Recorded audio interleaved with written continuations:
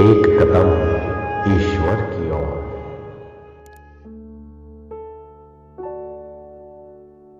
निर्वाण प्रकरण उत्तरार्ध 110वां सर्ग। नगर के समीप पहुँचे हुए शत्रुओं के साथ चारों ओर हुए घमासान संग्राम का विस्तृत वर्णन। श्री वशिष्ठ जी ने कहा, हे श्री रामचंद्र जी, इस बीच में वहाँ चारों ओर नगर के समीप पहुँचे हुए शत्रुओं के साथ भीषण संग्राम छिड़ा। उक्त युद्ध में नगर और गांव लूटे गए। प्रजामंडल में महाव्याकुलता छा गई। आग की लपटों से शरीर जलने लगे। धूम्र रूपी मेघों के घने स्तरों से आकाश मंडल छा गया। बाणों की लगातार घनी वृष्टि और निबिड़ धूम से सूर्य ढक गया। अतएव चारों ओर अंधकार फैल गया। वहाँ पर क्षण में सूर्यमंडल दिख पड़ता था और क्षण भर में ओझल हो जाता था। अग्नि की लपटों के तेज संताप से वनों के सब पत्ते मुरझा गए थे। चंचल लाठी, शूल, मूसल, पत्थर आदि की राशियों से आकाश पट गया था। अग्नि के प्रतिबिंबों के पड़ने के कारण हथियारों की चमचमाहट दुगनी हो रही थी। रण में काम आए हुए महाशूरवीर योद्धाओं को अप्सराएं और सुधा प्राप्त हो रही थी। मदोन्मत्त हाथियों की चिंगाड़ से संग्रामोत्सुक वीरों को अपार हर्ष हो रहा था। बंदूकों की गोलियों, भालों, शूलों और तोमरों की वर्षा हो रही थी। योद्धाओं के कोलाहल के उल्लास के सुनने मात्र से हृदय फटने के कारण अनेकों कायरों के प्राण पखेरु उड़ रहे थे। धूली पटल रूपी सफ़ेद मेघ ने अंतरिक्ष को आच्छन्न कर दिया था। मरने के लिए व्याकुल हुए सामंतों के दल चिल्लाते हुए जा रहे थे। इधर उधर गिर रही बिजलियों से अर्थात उल्कापातों से प्रजा का विनाश हो रहा था। अग्नि से जले हुए अतएव गिर रहे गृह अग्नि की वर्षा करने वाले धूम्रमय मेघों की सृष्टि कर रहे थे। असंख्य बाणों की वृष्टि रूपी धारा वाले मेघ मरणाह्लाद प्रदान कर रहे थे। अश्वरूपी तरंग सागरों के कल्लोलों को मात कर रहे थे। हाथियों के दांतों के परस्पर टकराने के कारण कर्णकटु टंकार ध्वनि हो रही थी। दुर्गों के संधि प्रदेशों में बनी हुई कुटियों की दीवारों पर श्रेष्ठ योद्धा कांटेदार बाण रोकने में व्यग्र थे। अग्नि की ज्वालाओं से वेष्टित अतएव भग्न प्राय दुर्ग संधि स्थित अटारियों में पर्यटन द्वारा अग्नि छटा नाच रही थी। घटाटोप के साथ टूटे फूटे हुए चलने में रुकावट डालने वाले तोमर इधर उधर लुढ़के हुए थे। अटारियों में जिनके ऊपर आकाश में वस्त्र पताकाएं लहरा रही थी, पटपट शब्द हो रहे थे। हाथियों के दांतों के शुक्लतादि गुणों के निकलने से, हथियारों की पत्थरों पर रगड़ लगने से और तीक्ष्ण टंकार और हुंकार से युद्धोत्साह के उत्पादनवश दिग्गजों का मानो आह्वान हो रहा था। लगातार बह रही बाण नदी के वेग से आकाश रूपी महासागर भर गया था। चल रहे चक्र, भाले, तलवार रूपी मगरों से वह संग्राम सागर भयावना लगता था। सिंहनाद कर रहे योद्धाओं के परस्पर टकराने पर कवचों की तीक्ष्ण टंकारों से हो रहे झंकारों से सब द्वीप गूंज उठे थे। पैरों के आघात से खूब पीसे गए बाणों से चारों ओर कीचड़ हो गया था। बह रही रक्त की नदी के प्रवाह में रथ हाथी तक बहे जा रहे थे और उड़ रहे थे। बाण रूपी जल तरंगों से पीड़ित हुए योद्धाओं के आयु रूपी जलचर टुक टुक हो रहे थे। कहीं पर आपस में टकरा रहे शस्त्रास्त्रों से निकली हुई ज्वालाओं से आकाश जल रहा था।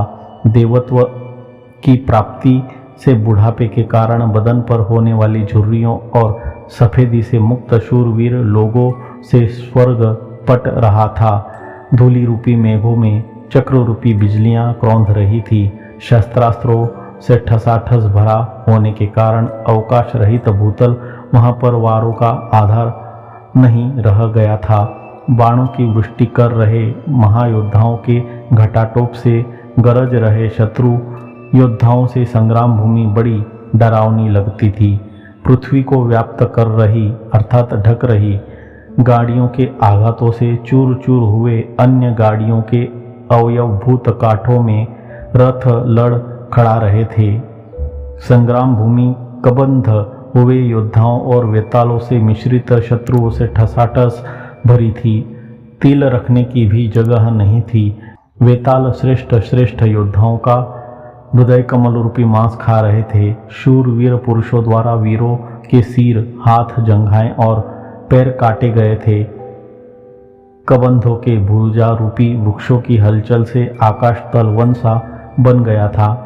तैर रहे चंचल मुख वाले वैतालों ने हर्ष के आधिक्य से हंसी खुशी से अपनी अपनी पेटियां शवों से भरी थी। कवच पहनने के कारण घटाटोप वाली योद्धाओं की भ्रुकुटी से रणभूमि भयंकर थी। वहां पर नियमतः स्वयं मरना या दूसरों को मारना यही वीरों का एकमात्र आभूषण था।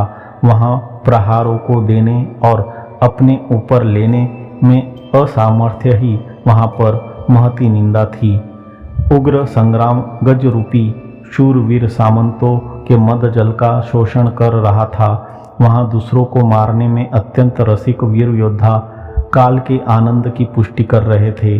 अपने मुंह से अपनी वीरता का बखान न करने से छिपे हुए शूरवीर योद्धाओं का काम ही रण में उनकी वीरता देखने वाले लोगों को मुंह से उनके शौर्य की घोषणा करा रहा था। छिपे हुए कायरों का भी काम ही दर्शकों द्वारा प्रभु के समीप उनकी अशूरता की घोषणा करा रहा था। उक्त संग्राम सोए हुए अपने शौर्य आदि गुणों का उद्बोधन करता था। भुज बलशाली अतएव राष्ट्र में दुर्बल लोगों के आधारभूत शूरवीरों का धन था। हाथी पर सवार होकर युद्ध करने वाले तथा रथियों के परस्पर युद्ध में बेचारे हाथियों के गंडस्थल क्षत विक्षत हो गए थे। सकल मदोन्मत्त गंधगजों के मदजल उक्त युद्ध में सूख गए थे। मदोन्मत्त हाथियों के तालाबों में घुसने पर सारसों की तरह चित्कार के साथ भाग रहे तरुण सामंत भी वहां पर हाथियों को छोड़ जा रहे थे। बूढ़े होने पर भी खड्ग विद्या से सिद्धहस्त भट्टों की सेना द्वारा अपनी खड्ग प्रहरणता प्रकटन का समर्थन किया जा रहा था। योद्धाओं की सेना के न आने पर भी उनके आगमन की भ्रांति से भगदड़ होने पर परस्पर पैरों से कुचले गए मनुष्य अधमरे हो गए थे।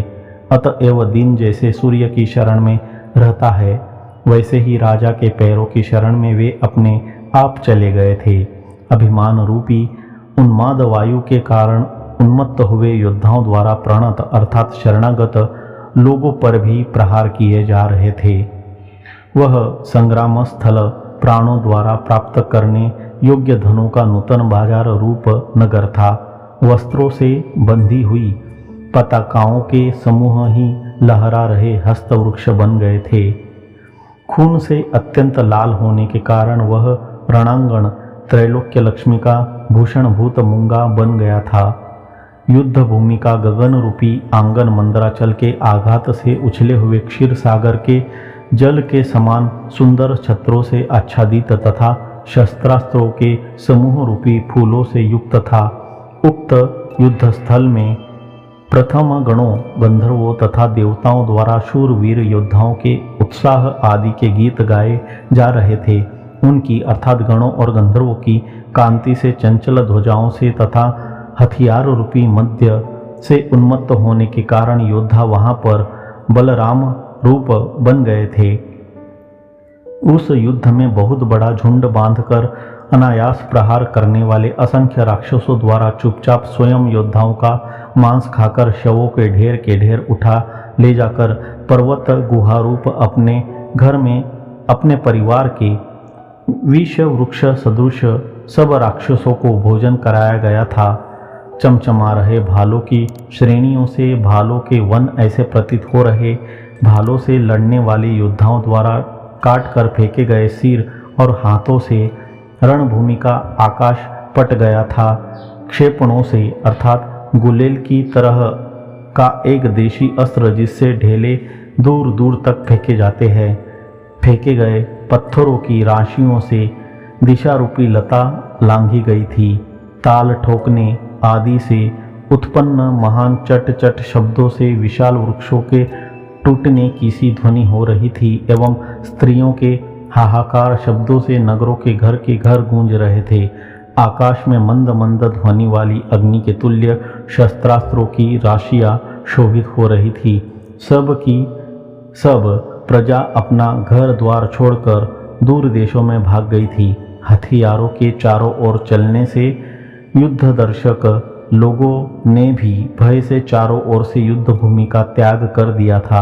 भयभीत सांपों ने युद्ध भूमि का गरुड़ों के झुंड की तरह त्याग कर दिया था तथा उक्त युद्ध भूमि में मनुष्य रूपी अंगूरों को पीसने के काल के यंत्र ऐसे गंडस्थल में हाथियों द्वारा दांतों से पीस चुके मुंहों से बचे हुए उत्तम योद्धाओं को बड़ी मुसीबत हो रही थी। आकाश में चल रहे हथियार प्रेक्षणी द्वारा फेंके गए पत्थर की टक्कर से चूर चूर हो रहे थे और योद्धाओं के सिंहनाद से चिंगाड़ रहे हाथियों के समूह से कंदराए भर गई थी। उस युद्ध में शूरों के सिंहनाद पर्वतों की गुफाओं में पहुंचकर प्रतिध्वनियों से मिल गए थे और जन्म से लेकर बड़े प्रयत्न से उपार्जित बल सर्वस्व को प्रकट कर रहे शूरवीरों द्वारा वह चलाया गया था। उक्त युद्ध भूमि हथियार रूपी अग्नि से तथा चारों ओर फैली हुई अग्नि से भुनी गई थी तथा पूर्व वर्णित युद्धों से तथा अन्यान्य द्वंद्व युद्धों से वहां युद्ध समाप्ति को नहीं प्राप्त हो रहा था। मरे हुओं से अवशिष्ट बलशाली स्वामी की वंचना न करने वाले हृदय में ईश्वर को धारण करने वाले उत्तम योद्धा रूपी कैलाशों से वह युद्ध चारों ओर परिवेष्टित था। कैलाश भी अत्यंत पवित्र सारवान और श्री शंकर जी का आधार है, जिनका रण से भागकर जीना मरने के समान अप्रिय है और रण में मरना जीने के समान प्रिय है। ऐसे उदार पुरुषों से त्रैलोक्य भी जीता जाता है। वैसे ही काल के भी काल होते हैं, यानी परम पद प्राप्त है। जैसे कहा है, दो ही पुरुष तो सूर्यमंडल का भेदन कर परम पद को प्राप्त होते हैं, योग युक्त सन्यासी और रण में सम्मुख मारा गया योद्धा। अत्यंत शूरवीर योद्धा कटे हुए सुंदर सुंदर हाथी रूप कमलों से भरी हुई युद्ध भूमि के आकाश में तालाब में सारसों के समान सुशोभित हुए।